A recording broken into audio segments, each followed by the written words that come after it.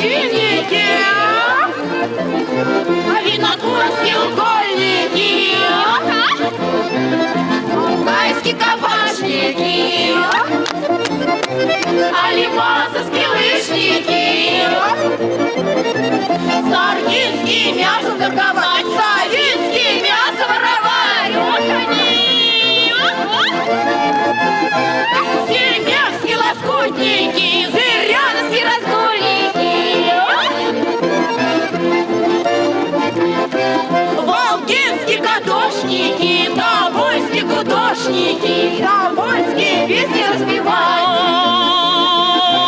Тюменские, тюменские, тюменские лаптевщик хлебать. Все! Милые дамы.